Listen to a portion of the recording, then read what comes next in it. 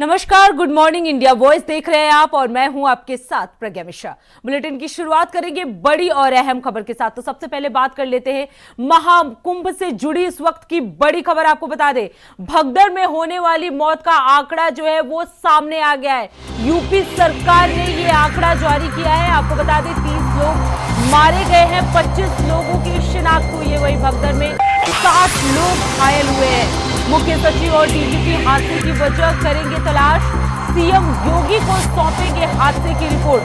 तो ये प्रयागराज और महाकुंभ से जुड़ी सबसे बड़ी खबर आपको हम बता दें, जहां मौत का आंकड़ा जो है उसको यूपी सरकार ने जारी किया है। आपको बता दें आज डीजीपी और मुख्य सचिव जो है वो हादसे की वजह तलाशने के लिए प्रयागराज जाएंगे और सीएम योगी आदित्यनाथ को रिपोर्ट सौंपेंगे। इसके साथ ही आपको बता दें भगदड़ में 60 लोग जो है वो घायल हुए थे, वहीं 30 लोग मारे गए थे, 25 लोगों की शिनाख्त भी हो गई है। तो यूपी सरकार ने मौत का ये आंकड़ा जारी किया है, जिसमें 30 लोग जो है वो मारे गए हैं, 25 की शिनाख्त हुई है। वहीं भगदड़ में 60 लोग जो है वो घायल हुए हैं। इसको लेकर मुख्य सचिव और डीजीपी जो है वो हादसे की वजह जो है उसे तलाशने के लिए आज प्रयागराज जाएंगे, जिसके बाद वो सीएम योगी आदित्यनाथ को हादसे का रिपोर्ट भी सौंपेंगे। तो महाकुंभ में हुए भगदड़ को लेकर यूपी सरकार ने मौत के आंकड़ा जो है वो जारी किया है। आपको बता दें 30 लोग जो है मारे गए हैं, वहीं 25 लोगों की शिनाख्त की गई है, 60 से ज्यादा लोग जो है वो घायल हुए हैं।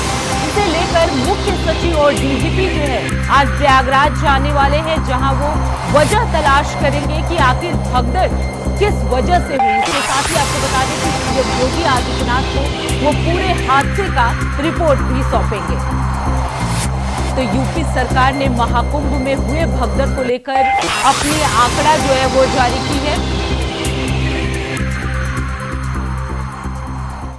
तो आपको बता दें कि सीएम योगी आदित्यनाथ को जो है वो रिपोर्ट सौंपा जाएगा। डीजीपी और मुख्य सचिव जो है इसे लेकर इसकी वजह तलाशने के लिए वो प्रयागराज जाएंगे। प्रयागराज में वो देखेंगे कि आखिर क्या वजह थी जिसकी वजह से ये भगदड़ हुई थी। उसके बाद वो रिपोर्ट तैयार करेंगे। रिपोर्ट तैयार करने के बाद वो सीएम योगी आदित्यनाथ को ये रिपोर्ट पेश करेंगे। तो आपको बता दें कि यूपी सरकार ने कल हुए महाकुंभ हादसे या भगदड़ को लेकर अपनी रिपोर्ट जारी की है, आंकड़ा जारी किया है कि आखिर अब तक कितने लोगों की मौत हुई है। तो आपको बता दें 30 लोग जो है इस भगदड़ में मारे गए हैं, वहीं 25 से ज्यादा लोगों की शिनाख्त की गई है। आपको बता दें 60 लोग जो है वो घायल हुए हैं। इसका आंकड़ा जो है यूपी सरकार ने जारी किया है। इसके साथ ही आपको बता दें आज मुख्य सचिव और डीजीपी जो है हादसे की वजह तलाशने के लिए प्रयागराज जाने वाले हैं, जिसके बाद वो सीएम योगी आदित्यनाथ को हादसे का रिपोर्ट सौंपेंगे।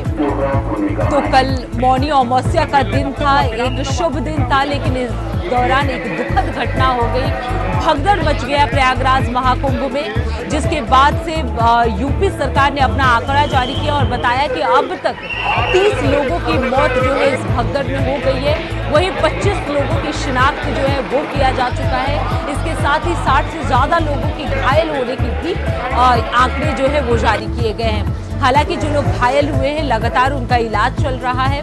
सीएम योगी आदित्यनाथ भी पल पल की अपडेट जो है वो ले रहे हैं। इसके साथ ही उन्होंने डीजीपी और मुख्य सचिव को भी कई दिशा निर्देश दिए हैं। इसी को लेकर आज डीजीपी और मुख्य सचिव जो है आज प्रयागराज पहुंचने वाले हैं, जहां वो भगदड़ की वजह जो है उसे तलाशेंगे। इसके बाद वो सीएम योगी आदित्यनाथ को रिपोर्ट सौंपेंगे। वहीं इस खबर पर ज्यादा जानकारी देने के लिए हमारे साथ रमन मिश्रा जुड़ चुके हैं। रमन, क्योंकि कल बड़ा भगदड़ जो है वो महाकुंभ में देखने को मिला, उसके बाद से अब यूपी सरकार ने अपना आंकड़ा भी जारी किया गया है। क्या कुछ अपडेट है इस मामले में? प्रज्ञा, जिस तरीके से मौनी अमावस्या के जो शाही स्नान जिसे मुख्य अमृत स्नान माना जाता है, उसके वो जैसे ही वो मुहूर्त शुरू होने वाला था उसके तुरंत बाद में जो भगदड़ मची, उस हादसे में तमाम लोग घायल हुए। लगभग 50 से 60 लोगों के घायल होने की सूचना थी और मौत का जो आंकड़ा था वो शाम तक जो आंकड़ा लग नहीं पा रहा था, क्योंकि प्रशासन ने आंकड़े जारी नहीं किए थे। लेकिन शाम को डीआईजी वैभव कृष्ण और मेला अधिकारी विजय किरण आनंद ने सरकारी आंकड़ा जारी करते हुए बताया कि 30 लोगों की मौत की उन्होंने पुष्टि की, जिसमें 25 लोगों की शिनाख्त हो गई थी। साथ में उन्होंने ये भी बताया कि मेले में उस दिन भी कोई वीआईपी मूवमेंट नहीं था। जल्दी नहाने के चक्कर में, जल्दी स्नान के चक्कर में बैरिकेडिंग तोड़ दी और भगदड़ मच गई, जिसमें लोगों को कुचल दिया गया, ये कारण उन्होंने बताया।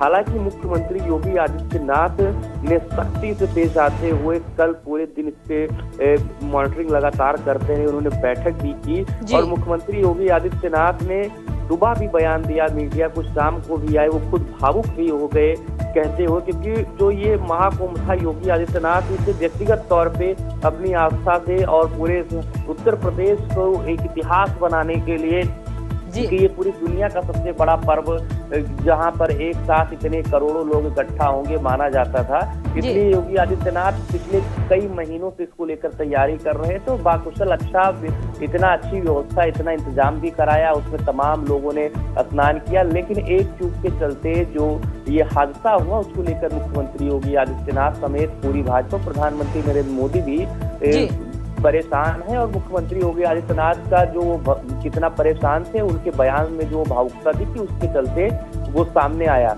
मुख्यमंत्री योगी आदित्यनाथ ने 25-25 लाख रुपए मुआवजा मृतकों को परिवारों को देने का सरकार की तरफ से ऐलान किया है और साथ में एक जांच टीम बैठाई है, कमेटी बैठाई है, जिसमें रिटायर्ड जज, रिटायर्ड आईपीएस और रिटायर्ड आईएएस 3 सदस्यीय टीम है, जो एक सीमा के अंदर रिपोर्ट सौंपेगी कि आखिर हादसा हुआ तो हुआ कैसे। इतनी अच्छी व्यवस्था, इतनी संपन्न व्यवस्था, जिसमें मुख्यमंत्री योगी आदित्यनाथ समेत पूरा प्रशासन कई बार वहां पर बैठकें हो चुकी, कई बार निरीक्षण किया, लेकिन आखिर हादसा कैसे हुआ? क्या प्रशासन की फेलियर की वजह से हुआ? क्या वहाँ अत्यधिक अचानक से भीड़ बढ़ गई इसलिए हुआ? अगर भीड़ बढ़ गई तो भीड़ क्यों बढ़ गई? प्रशासन ने पहले व्यवस्था क्यों नहीं की थी? इन सब की जानकारी ये जो सदस्य टीम है ये सौंपेगी।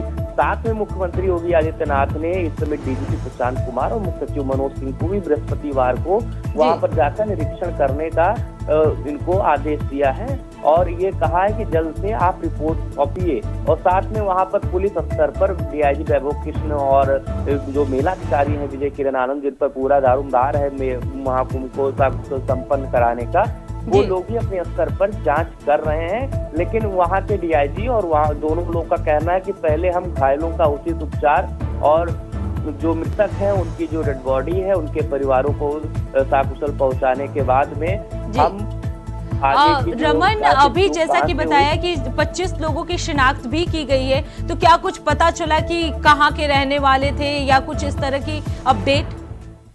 उसमें कई जगह के लोग रहने वाले थे, बाहर के प्रदेश के भी रहने वाले थे। 4 लोग तो असम के रहने वाले थे, एक कर्नाटक का, एक जो गुजरात के रहने वाले थे, उत्तर प्रदेश में भी कई जगह रहने वाले थे, कोई जौनपुर का था, एक गोंडा जनपद पड़ता है वहाँ का एक शख्स था। ऐसे तमाम कई जिलों में के लोग थे और कई प्रदेशों के लोग थे। अभी पूरी जो लिस्ट है वो अभी सामने नहीं आई है, लेकिन ऐसा आंकड़ा है कि उसमें कई प्रदेशों से जुड़े थे, लेकिन ज्यादातर लोग उसमें उत्तर प्रदेश से ही थे। लेकिन मुख्यमंत्री योगी आदित्यनाथ जिस तरीके से हादसे के बाद में एक्टिव हुए और उन्होंने कमान संभाली और जिस तरीके से इसमें माना जा रहा था कि अमृत स्नान जो संतों का है, अखाड़ों का है, उसे स्थगित किया जाएगा, लेकिन उसके बाद में उन्होंने सकुशल स्नान भी, जो शाही स्नान है साधु संतों का, उसे भी सकुशल करवाया और जो पूरी व्यवस्था थी उसे वहां पर अच्छा किया। ऐसे में माना जा रहा है कि जो टीम थी तुरंत एक्टिव हो गई और कहीं ना कहीं प्लान बी पहले से प्रशासन के पास था, जिसके चलते इतनी भीड़ के बावजूद वहां पर एम्बुलेंस पहुंची और लोगों को ले जाकर उनका इलाज शुरू कराया। क्योंकि जिस तरीके से वहां पर भीड़ थी, वहां पर एम्बुलेंस आना भी बहुत बड़ी बात है। बिल्कुल रमन, जिस तरीके से भीड़ थी और 10 करोड़ से ज्यादा लोगों के कल नहाने की भी पॉसिबिलिटी बताई जा रही थी, लेकिन रमन अगर बात की जाए, क्योंकि कल मौनी अमावस्या था, इतनी भीड़ थी, अब आगे की जो स्थिति है उसे लेकर क्या कुछ अपडेट है? क्योंकि अभी जो भी है एक और स्नान भी जो है वो शिवरात्रि पर होने वाला है, तो उस स्थिति को लेकर किस तरह से प्रशासन जो है वो नजर आ रही है? प्रज्ञा, शिवरात्रि से बड़ा बसंत पंचमी का जो शाही स्नान है जो 3 तारीख को, ये बड़ा प्रमुख स्नान है। मौनी अमावस्या के बाद में बसंत पंचमी का महाकुंभ हो, कुंभ हो या प्रतिवर्ष स्नान की बात हो, प्रयाग में ये 2 स्नान मुख्य स्नान माने जाते हैं। लेकिन इस बार महाकुंभ में जिस तरीके से भीड़ हुई, जिस तरीके से जल सैलाब आया, अभी भी सभी तरफ से रोडों पर श्रद्धालु जा ही रहे हैं। इसके चलते माना जा रहा है कि अभी 72 घंटे, अभी से इससे पहले माना जा रहा था कि 48 घंटे जो है सरकार के लिए अग्नि परीक्षा है प्रशासन के लिए, लेकिन अब 72 घंटे हैं, क्योंकि जो लोग निकल चुके हैं उनका लक्ष्य है सीधा गंगा माँ की गोद में स्नान करना, संगम में स्नान करना। हालांकि संगम में जो है एक लिमिटेड लोगों को ही भेजा जा रहा है, कल तो बंद ही कर दिया गया था। और ऐसे में बसंत पंचमी और बसंत पंचमी के आगे एक स्नान होता है जो 5 तारीख को है, कोई सप्तमी करके एक स्नान होता है, उस स्नान तक भीड़ बनी रहेगी वहाँ पर। और लगभग ये भीड़ जो है ये 7-8 तारीख के बाद में वहाँ का बिल्कुल रमन, क्योंकि आपने बताया कि ये भीड़ जो है आगे भी रहेगी, तो इसमें सरकार का अगला कदम क्या हो सकता है? लेकिन हालांकि ये भीड़ कम हो जाएगी, जो यहाँ पर 8 करोड़ 10 करोड़ की भीड़ है एक, लेकिन किसी जिले में 1-2 करोड़ आदमी की व्यवस्था को रोकना ये अपने आप में बहुत बड़ा चैलेंजिंग काम है, क्योंकि 1-2 करोड़ लोगों की कई प्रदेशों की जनसंख्या है, कई देशों बिल्कुल रमन, आपको मेरी आवाज आ रही है?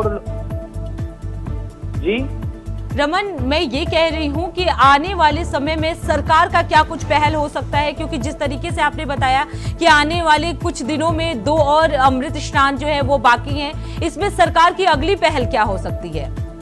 सरकार ने जिस तरीके से वीआईपी मूवमेंट को रोक दिया है और अभी तक उसे स्थगित कर दिया है कि वीआईपी मूवमेंट कोई नहीं होगा। अब जैसे कि वहाँ पर जो भीड़ होगी वो कम होगी, श्रद्धालु जो हैं एक संख्या में रह जाएंगे जितना प्रशासन आराम से कंट्रोल कर पाए, उसके बाद में वीआईपी मूवमेंट होगा। और जो व्यवस्था है चाक चौबंद कर दी है, कल के बाद से ही जिस तरीके से वहाँ पर पुलिस प्रशासन एक्टिव हो गया है, गाड़ियों के पार्किंग पास कराने से लेकर के लोगों को आने तक, वहाँ पर भगदड़ किसी प्रकार की अब ना हो, लोग ज्यादा पैनिक ना हो, इसके लिए वहाँ पर बार बार अनाउंसमेंट हो रहा है कि आप किस तरीके से जाइए, इधर से इस रास्ते से जाइए, इस रास्ते से निकलिए। वहाँ पर लोगों को रोकने से जो वहाँ पर लोग, सबसे बड़ा कारण बना जो संगम में जाकर लोग लेट गए थे स्नान के लिए। आप एक कई वीडियो भी वायरल देखे होंगे जिसमें कमिश्नर और डीआईजी, उसमें जो और डीआईजी दोनों उसमें अनाउंसमेंट कर रहे हैं कि आप लोग उठिए और स्नान करिए, लेकिन लोग क्योंकि वहाँ पर पहुंच गए थे, वहाँ पर वो अपना चदरा लगा के। बिल्कुल रमन, जिस तरीके से कल भगदड़ हुआ था उसके बाद से प्रशासन की तरफ से हालांकि बड़ी ही तेजी से रिकवरी किया गया था। अब देखना ये होगा कि सीएम योगी आदित्यनाथ और सरकार की अगली पहल क्या हो सकती है, सुरक्षा व्यवस्था किस तरह से रखा जा सकता है। बहुत बहुत धन्यवाद रमन इस खबर पर विस्तार से जानकारी देने के लिए।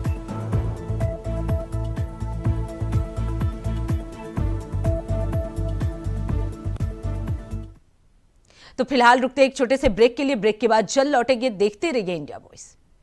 ब्रेक के बाद एक बार फिर आप सभी का स्वागत है। रुक करते हैं अगली खबर की। खबर मथुरा से है, जहां गोवर्धन थाना पुलिस और आबकारी विभाग द्वारा करीब 37 लाख रुपए की अवैध शराब जब्त की गई है। आपको बता दें, पुलिस और आबकारी विभाग की आंखों में धूल झोंकने के लिए कैंटर में रखकर शराब की तस्करी ले जाकर की जा रही थी। आपको बता दें, पूछताछ में पुलिस को पता चला कि ये अवैध शराब पंजाब से बिहार ले जाई जा रही थी। पुलिस ने नाकाबंदी कर कैंटर को नहर बाईपास महमूद नगर के पास पकड़ा था। आपको बता दें, पुलिस को देख चालक जो है वो कैंटर को छोड़कर फरार हो गए। वहीं कैंटर में करीब शराब की 410 पेटियां भरी हुई थी। पुलिस फरार चालक और उससे जुड़े लोगों की तलाश कर रही है।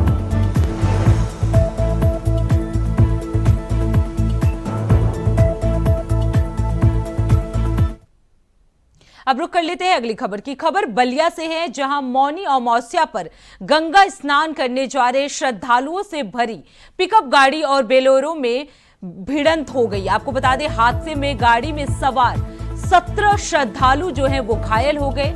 हालांकि सभी घायलों को इलाज के लिए अस्पताल में भर्ती करा दिया गया है। आपको बता दें, बलिया के नहरी थाना क्षेत्र के अंतर्गत बिलरिया गांव के पास की ये पूरी घटना बताई जा रही है।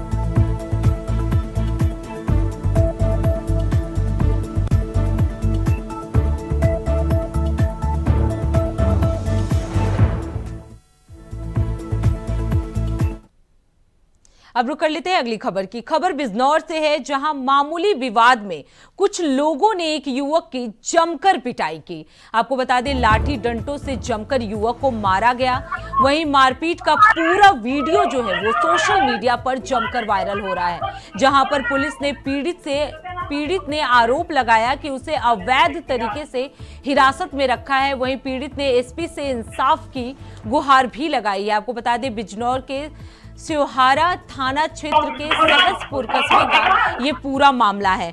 तस्वीरों में आप देख सकते हैं किस तरीके से दो लोग जो है आपस में भिड़ रहे हैं, जमकर एक युवक की पिटाई करते हुए नजर आ रहे हैं। वहीं जो युवक है वो पुलिस पर आरोप लगाया कि उसे जबरदस्ती या गलत तरीके से उसे गिरफ्तार किया गया है। उसके बाद उसने एसपी से गुहार लगाई है, न्याय की गुहार लगाई है। ये पूरा मामला सहसपुर कस्बे का बताया जा रहा है।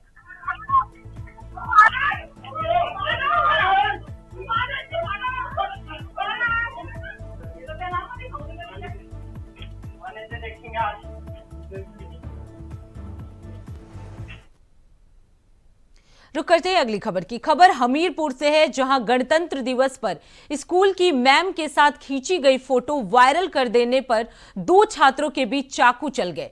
इसमें से 11वीं का छात्र घायल हो गया है, उसे अस्पताल में भर्ती कराया गया है। आपको बता दें, वहीं पुलिस ने आरोपी 12वीं के छात्र को हिरासत में ले लिया है। दोनों अलग अलग इंटर कॉलेज में पढ़ते हैं। बता दें, सदर कोतवाली के एक गांव में रहने वाले घायल छात्र ने बताया कि 26 जनवरी को उसने अपनी एक मैम के साथ फोटो खिंचवाई थी।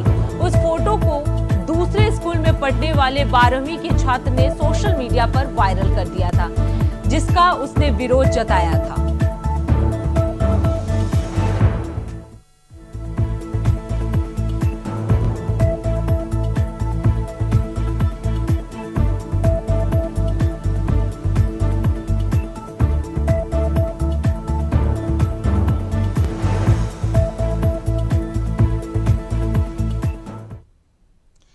खबर बहराइच से है, जहां महाकुंभ मेले को लेकर बहराइच जिले का प्रशासन काफी सजग दिख रहा है। आपको बता दें, पुलिस प्रशासन द्वारा चप्पे चप्पे पर निगरानी की जा रही है। वहीं भारत नेपाल सीमा खुली सीमा होने के कारण अराजक तत्वों का गढ़ है, जिसके चलते पुलिस को भारत नेपाल सीमा पर ज्यादा निगरानी रखनी पड़ रही है। वहीं महाकुंभ को लेकर बहराइच के पुलिस अधीक्षक राम नयन सिंह काफी गंभीर दिखाई दे रहे हैं। उन्होंने एक हाई लेवल मीटिंग का आयोजन बहराइच के पुलिस लाइन सभागार में किया। इस मीटिंग में तमाम अधिकारी और सुरक्षा एजेंसियां जो हैं वो मौजूद रही। इसके साथ ही थानों की फोर्स भी इस मीटिंग में मौजूद रही। इस मीटिंग में सुरक्षा एजेंसियों के अधिकारियों से फीडबैक लेकर बॉर्डर पर विशेष नजर रखने के लिए भी सभी को निर्देशित किया गया है।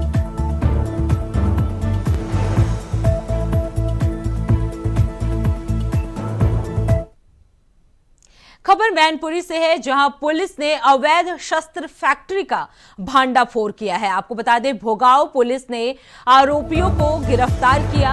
अवैध शस्त्र फैक्ट्री में बने हुए तमंचे भी भारी मात्रा में बरामद हुए। आपको बता दें, अपर पुलिस अधीक्षक राहुल मिठास ने पूरे मामले की जानकारी देते हुए बताया कि भोगाव थाना क्षेत्र में संचालित अवैध शस्त्र फैक्ट्री गांव नगलापति में अवैध तमंचे बनाए जा रहे थे।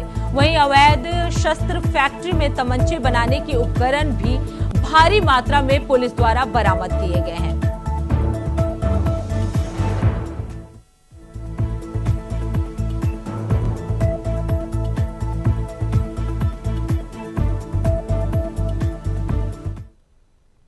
तो फिलहाल मॉर्निंग वॉइस में इतना ही। देश दुनिया की तमाम बड़ी खबरों के लिए देखते रहिए इंडिया वॉइस। तब तक के लिए नमस्कार।